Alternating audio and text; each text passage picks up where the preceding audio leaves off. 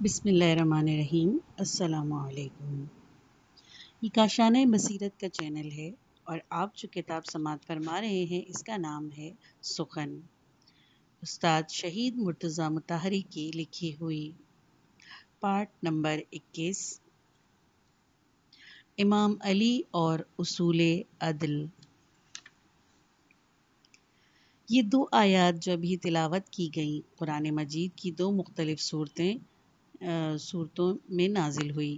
پہلی آیت سورہ حدید کی 25ویں آیت ہے اور دوسری سورہ نحل کی آیت نمبر 90 ہے۔ ان دونوں آیات کا تعلق ایک ہی مضمون سے ہے، لیکن ہر آیت میں دوسری آیت کے مقابلے میں کچھ اضافہ بھی ہے۔ پہلی آیت یعنی سورہ حدید کی آیت نمبر 25 میں اللہ تعالیٰ ارشاد فرماتا ہے، ترجمہ: ہم نے پیغمبروں کو روشن دلائل کے ساتھ بھیجا اور ان کے ساتھ کتاب اور صحیح و غلط کا معیار نازل کیا تاکہ لوگوں کے اس معیار عدل کے مطابق عمل کریں۔ ہم نے لوہا بھی اتارا جو ایک مضبوط اور مستحکم دھات ہے اور جو انسانی زندگی میں بڑی کارآمد ہے۔ انبیاء کو بھیجنے کی ایک اور وجہ یہ ہے کہ ان کے ذریعے سے امتحان لیا جائے تاکہ یہ ظاہر ہو جائے کہ کون حق اور اہل حق کی مدد کرتا ہے اور کون نہیں کرتا۔ بے شک اللہ قوی اور زبردست ہے۔ دوسری آیت جو سورہ نحل کی 90 نمبر کی آیت ہے، اس میں اللہ تعالیٰ ارشاد فرماتا ہے، ترجمہ: اللہ عدل، احسان اور قرابت داروں کے ساتھ صلہ رحمی کا حکم دیتا ہے اور بدکاری، برائی اور ظلم سے منع کرتا ہے۔ اللہ تم کو اس لیے نصیحت کرتا ہے تاکہ تم نصیحت قبول کرو۔ پہلی آیت میں آسمانی مذاہب کے اصول اور عدل و انصاف کا قیام بیان کیا گیا ہے اور دوسری آیت میں وہ اصول بیان کیے گئے جو اسلام کی روح ہیں۔ چنانچہ فرمایا گیا ہے کہ اللہ عدل و احسان کا حکم دیتا ہے اور بدکاری، برائی اور ظلم سے منع کرتا ہے۔ عدل و احسان، خصوصاً عدل کا موضوع کا تذکرہ نہ صرف قرآن کریم میں بار بار آیا ہے بلکہ یہ اسلامی تاریخ اور اہل ایمان کے عمل کا ایک اور درخشاں باب ہے۔ نظری حیثیت سے علوم اسلامی کی تاریخ میں بھی اس کا ایک خاص مقام ہے اور عملی نقطہ نظر سے اسلام کی سماجی اور سیاسی تاریخ بھی ہے۔ چونکہ عدل اسلام کا ایک اہم رکن ہے، اس لیے مناسب ہے کہ اس موضوع پر گفتگو کی جائے۔ خصوصاً ہم شیعوں کے نزدیک تو عدل اصول دین میں شامل ہے۔ عدل اصول دین میں سے ہے۔ ہم 5 چیزوں کو اصول دین شمار کرتے ہیں: توحید، عدل، نبوت، امامت، قیامت۔ عدل اور امامت کو خاص طور پر شیعہ اصول میں دین میں سمجھا جاتا ہے اور اکثر ان دونوں مذہب کے خاص اصول شمار کیے جاتے ہیں۔ مطلب یہ کہ مکتب تشیع میں اسلام کا جو مفہوم ہے اس کے مطابق اور اس مذہب کے رہنماؤں کے نقطہ نظر سے عدل اور امامت اصول دین میں سے ہیں۔ لہٰذا معلوم ہوا کہ مذہبی نقطہ نگاہ سے ہماری مکتب کے مطابق عدل کا اصول بڑی اہمیت کا حامل ہے اور یہ محض اخلاقی سوال نہیں۔ اس مناسبت سے یہ موقع ہے کہ ان خاص راتوں میں یعنی ماہ رمضان کی 19ویں، 20ویں اور 21ویں رات اس اصول اور اس کی تاریخ کے بارے میں کچھ وہ باتیں سامعین اکرام کے سامنے عرض کی جائیں جو ہماری موجودہ کیفیت اور حالات سے مربوط اور ہم آہنگ ہے۔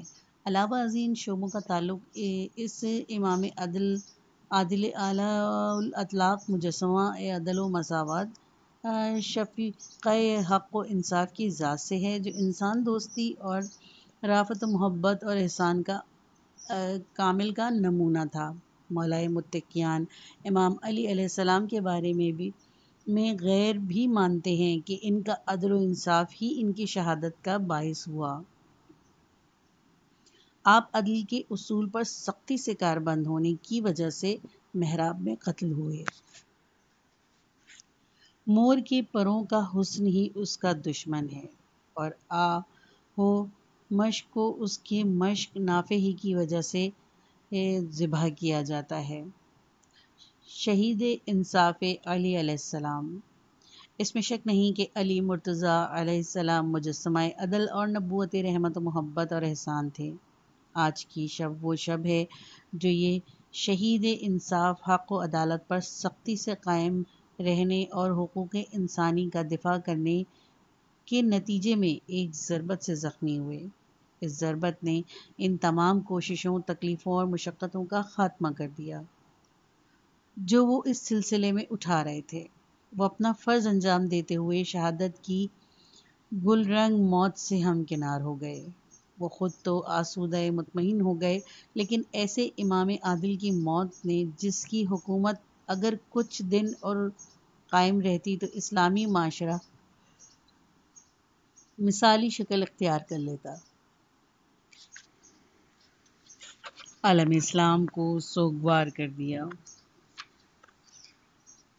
یہ کہ وہ ذاتی طور پر آسودہ مطمئن ہو گئے، یہ وہ تدبیر ہے جو میں نے اپنے کلام میں سے اخذ کی ہے۔ جب آپ ضربت کے نتیجے میں بستر شہادت پر آرام کر رہے تھے تو آپ نے فرمایا، میری مثال اس پیاسے کی سی ہے جو اندھیری رات میں پانی کی تلاش میں صحرائے بے پاں میں سرگرداں اور اسے اچانک پانی مل جائے۔ میں ہمیشہ اللہ سے دعا کیا کرتا کہ جب میری موت کا وقت مدعو آئے تو میں بستر پر نہ مروں بلکہ راہ خدا میں مارا جاؤں۔ یہ میری آرزو تھی جو پوری ہو گئی۔ وہ کون سا انصاف تھا جو حضرت علی علیہ السلام کی شہادت کا سبب بنا؟ چونکہ آج کی رات وہی رات ہے جس کا میں نے گفتگو کے آغاز میں ذکر کیا تھا، اسی لیے مناسب معلوم ہوتا ہے کہ ان چند رات میں مولائے متقیان کی عدل و انصاف کے بارے میں کچھ عرض کیا جائے اور اس کی وضاحت کی جائے کہ کیسے امام علی علیہ السلام کا عدل ان کی شہادت کا سبب بنا اور کس طرح ان کی انصاف پسندی کی وجہ سے ان لوگوں نے فتنہ و فساد برپا کیا، جن کے مفاد کو ان کے انصاف سے نقصان پہنچ رہا تھا۔ یہ کیسا عدل و انصاف تھا؟ کیا یہ محض ایک اخلاقی خوبی تھی جسے ہم کہتے ہیں کہ امام جماعت یا قاضی یا طلاق کے گواہ یا شرعی شاہد کو عادل ہونا چاہیے؟ ایسا عدل کسی قتل کا سبب نہیں بن سکتا، بلکہ عموماً اس سے تو متعلقہ شخص کی شہرت، مقبولیت اور اس کے احترام میں اضافہ ہوتا ہے۔ وہ عدل جو مولا کے قتل کا سبب بنا در حقیقت ایک اجتماعی فلسفہ اور اسلامی معاشرتی انصاف کے بارے میں ان کا مخصوص طرز فکر تھا، جس کے بارے میں ان کا اصرار تھا کہ اسلام کے معاشرتی انصاف اور اجتماعی فلسفے کا تقاضا یہی ہے۔ وہ صرف منصف مزاج ہی نہیں بلکہ انصاف طالب بھی تھے۔ منصف مزاج اور انصاف طالب میں ایسا ہی فرق ہے جیسے آزاد اور آزادی طلب میں ایک شخص خود آزاد ہے، دوسرا آزادی طلب ہے، یعنی سماجی آزادی کا طرفدار ہے۔ آزادی اس کا مقصد اور مطمع نظر ہے۔ یہ صورت علم کی ہے۔ ایک شخص ذاتی طور پر عالم ہے اور دوسرا شخص اشاعت علم اور فروغ تعلیم کا حامی و طرفدار ہے۔ یہی صورت عدل کی ہے۔ ایک شخص ذاتی طور پر عادل و منصف ہے اور دوسرا شخص عادل و انصاف کا طالب ہے۔ عدل اس کی اجتماعی سوچ ہے۔ ایسے ہی ایک شخص صرف خود صالح ہے اور دوسرا یہ چاہتا ہے کہ سب صالح ہو جائیں۔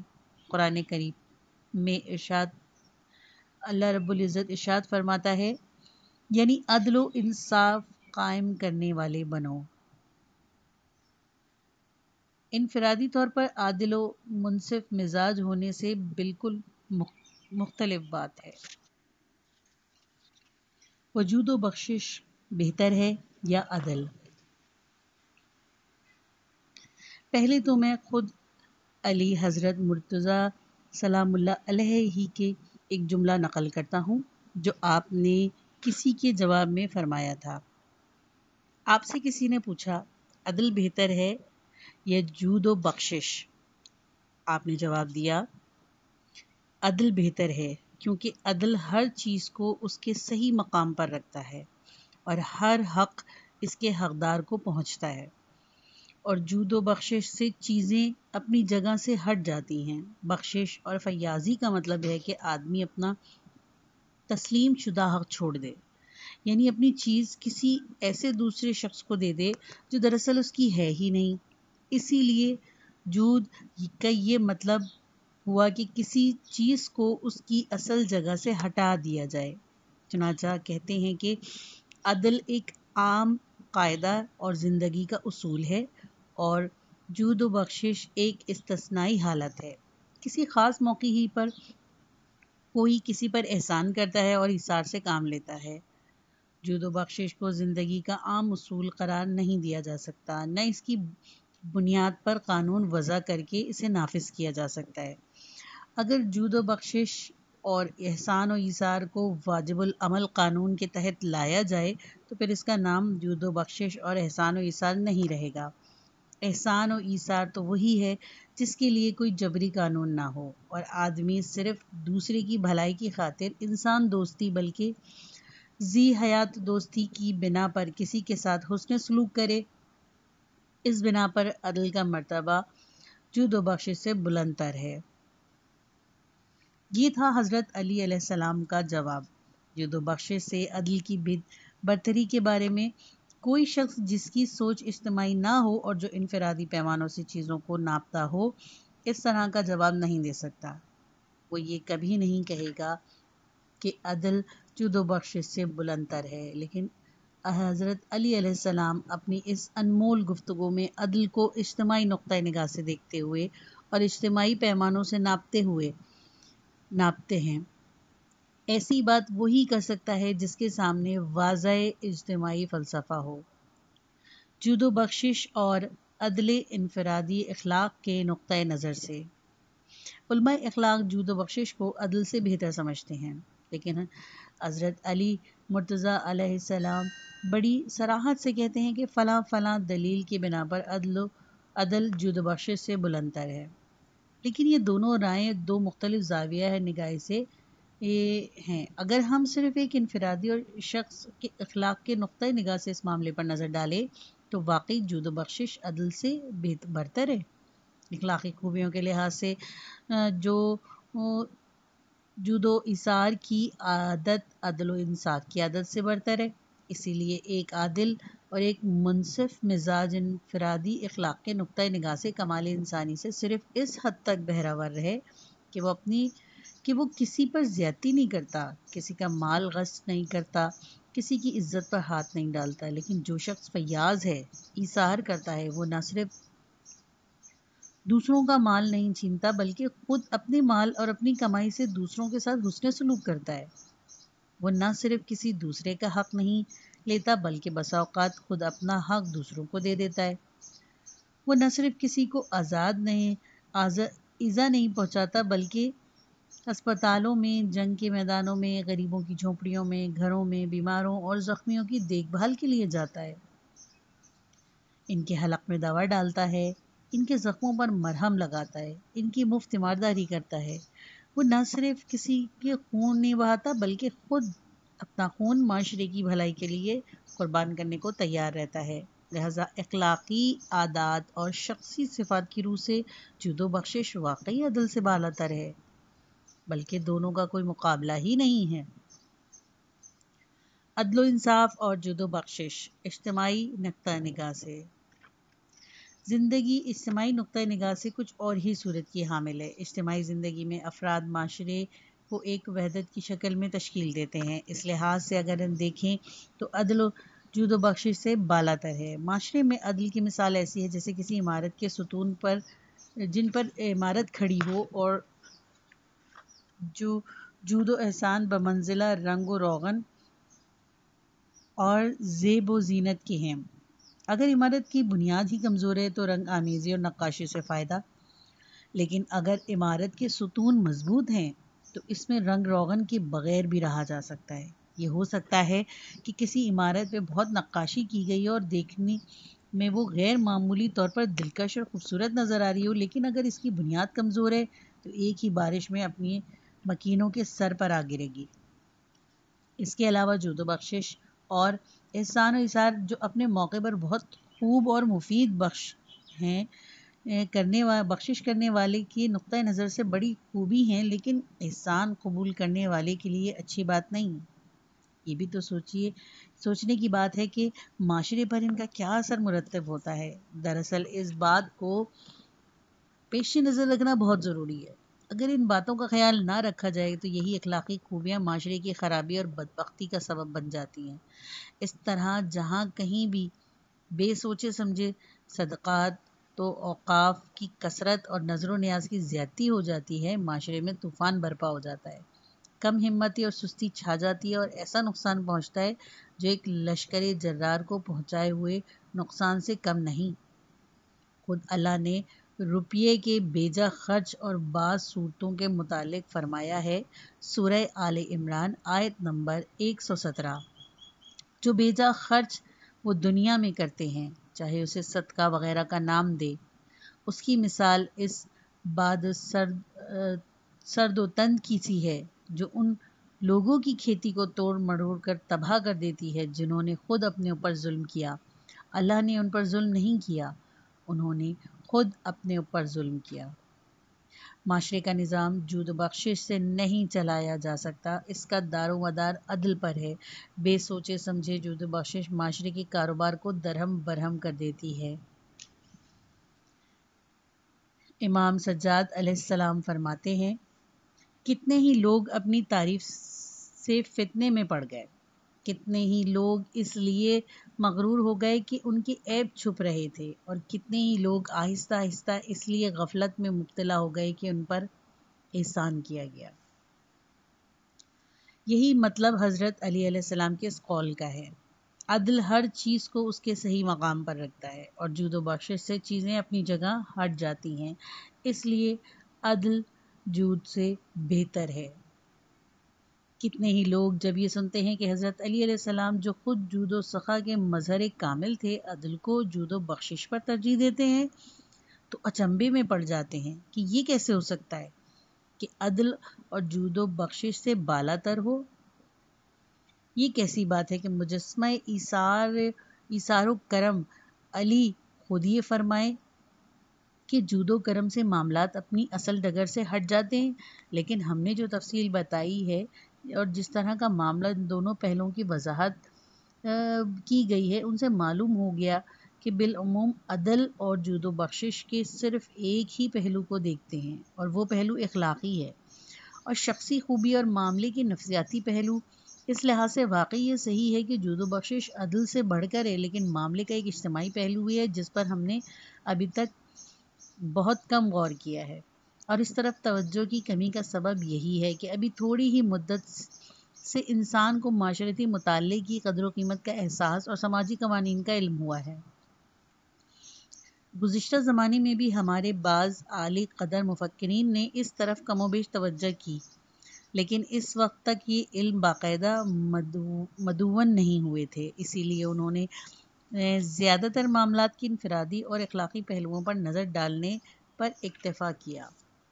مجھے یاد نہیں آتا کہ اب تک عدل کے بارے میں امام علی علیہ السلام اس جملے کے متعلق جو میں نے عرض کیا کسی کتاب میں بحث کی گئی ہو، حالانکہ یہ جملہ نہج البلاغہ میں موجود ہے اور سب اس سے واقف ہیں۔ میرے خیال میں وجہ یہ ہے کہ اب تک اخلاقی معیار کے مطابق اس جملے کا کوئی قابل ذکر توجیہ نہیں ہو سکتی تھی، لیکن اب معاشرتی علوم کی پیش رفت کی وجہ سے اخلاقی معیار کے علاوہ دوسرے معیار بھی ہماری دسترس میں ہیں۔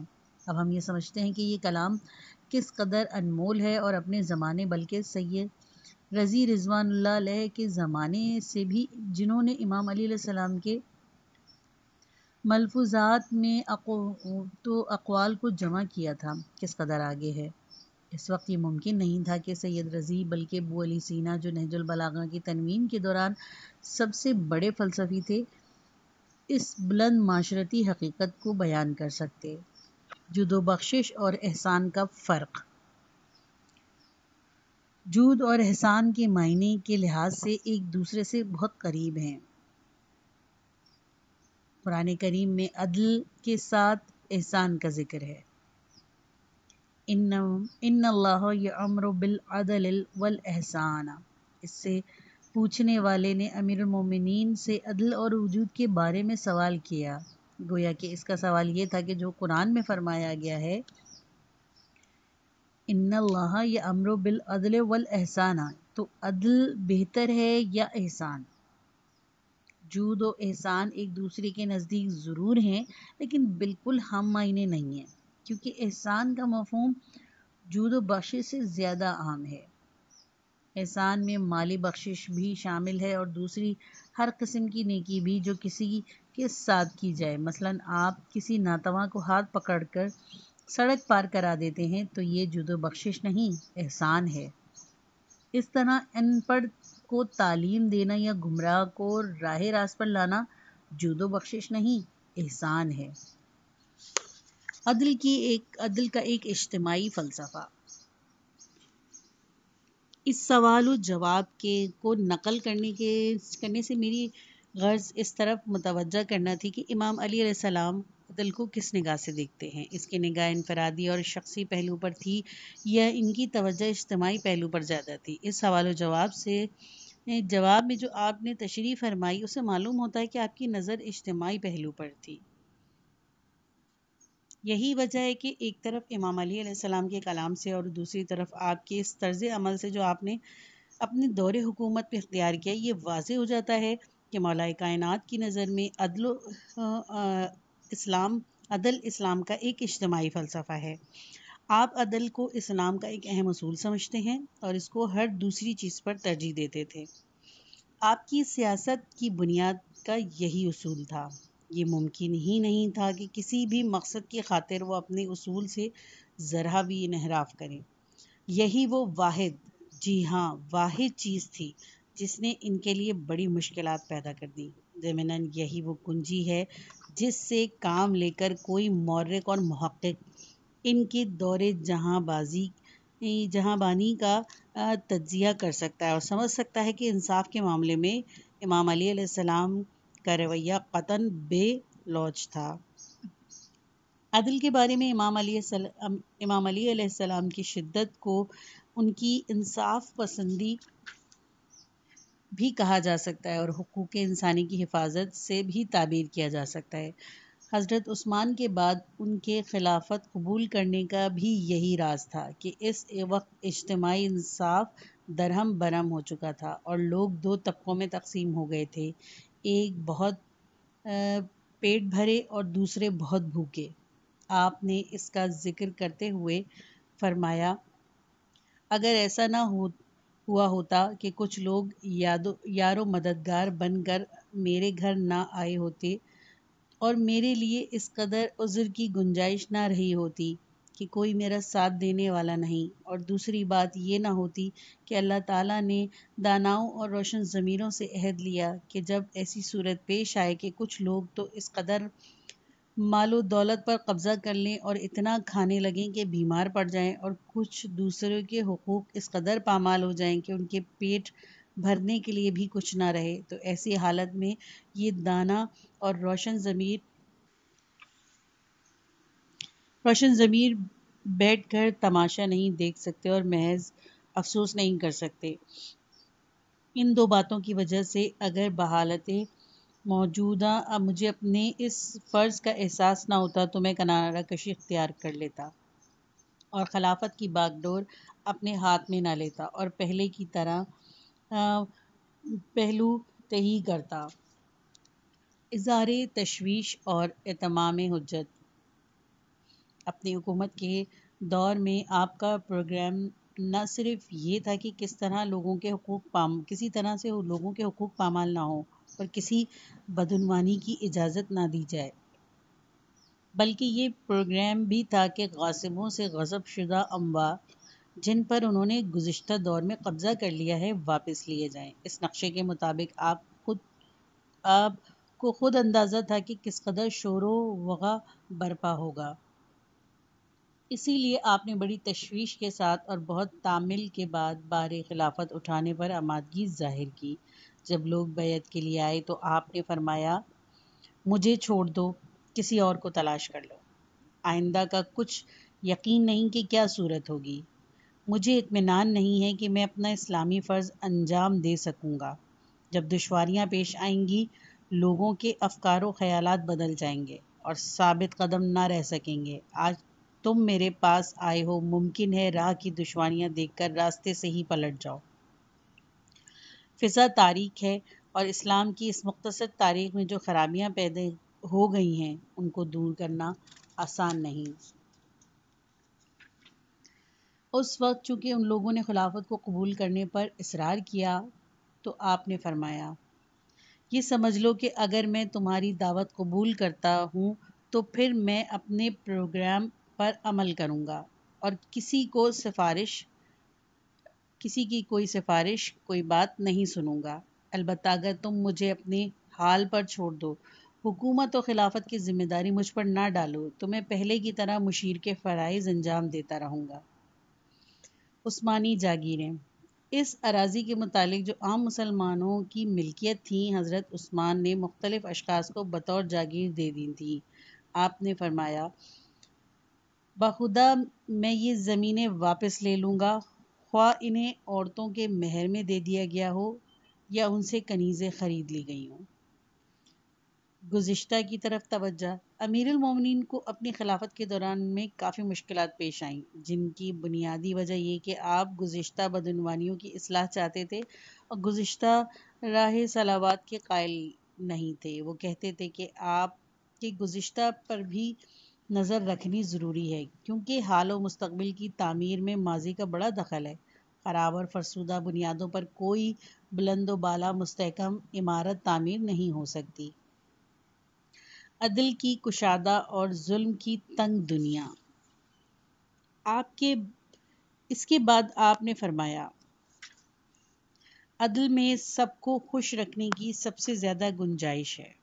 عدل ہی ایسی وسعت ہے کہ سب کو اپنی پناہ میں لے سکتا ہے، عوام کی خوشی اور خوشحالی کی راہ ہموار ہو سکتی ہے۔ لیکن اگر کوئی شخص اپنی بدنیتی اور حرص و لالچ کے نتیجے میں اپنی حد میں نہیں رہتا اور اپنے حق پر قناعت نہیں کرتا اور یہ سمجھتا ہے کہ اپنے حق پر قناعت اس پر ایک بوجھ ہے، تو ظلم و جور وہ اور بھی زیادہ دباؤ اور تنگی محسوس کرے گا۔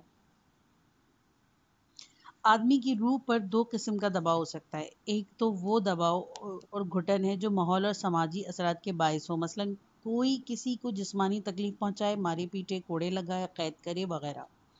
دباؤ اور گھٹن کی دوسری قسم وہ ہے جو انسان خود اپنے اندر سے محسوس کرے، جیسے کہ حسد کا دباؤ، کینہ، انتقام کی خواہش کا دباؤ، حرص، طمع، لالچ وغیرہ کا دباؤ۔ اگر سماجی انصاف موجود ہو تو بیرونی عوامل کے دباؤ سے نجات مل سکتی ہے، کیونکہ سماجی انصاف کی صورت میں کوئی کسی کا حق نہیں دبا سکتا اور نہ کوئی ایسا کام کر سکتا ہے جس سے کسی دوسری ذہنی الجھن میں مبتلا ہو جائے۔ لیکن اگر انصاف کا بول بالا نہ ہو اور میدان زور، زیادتی، لوٹ مار کے ہاتھ آ جائے تو حرص و لالچی لوگوں کی خواہش کو اور شے ملے گی اور وہ حرص و طمع کے عوامل کے تحت دباؤ میں آ جائیں گے۔ اسی لیے یہ صحیح ہے کہ جو عدل کے ماحول میں دباؤ محسوس کرتا ہے وہ ظلم کے ماحول میں اور بھی دباؤ کا شکار ہو جاتا ہے۔ نہج البلاغہ کے معروف شاعرہ ابن ابی الحدید متزلی لکھتے ہیں کہ حضرت عثمان کے قتل کے بعد لوگ مسجد میں جمع ہوئے کہ دیکھیں خلافت کس کو ملتی ہے۔ چونکہ لوگوں کا رجحان حضرت علی علیہ السلام کے سوا کسی اور کی طرف نہیں تھا، چند لوگوں نے باقاعدہ تقریریں کر کے حضرت علی علیہ السلام کی شخصیت اور ان کی سابقہ اسلامی خدمات کا تذکرہ کیا۔ اس پر لوگ حضرت علی علیہ السلام کی بیعت کے لیے امٹ پڑے۔ اس وقت آپ نے فرمایا، مجھے چھوڑ دو، کسی اور کو خلیفہ بنا لو، کیونکہ حالات کچھ ایسے ویسے ہی رہیں گے، اور دوسری بات یہ کہ میں ان لوگوں میں سے نہیں ہوں کہ جس بات کو میں حق سمجھتا ہوں اسے ذرا برابر بھی انحراف نہیں کروں گا۔ جس وقت لوگ آپ کے پاس بیعت کے لیے آئے، آپ نے ان میں سے یہ تمام گفتگو کی اور اتمام حجت کے لیے گفتگو فرمائی۔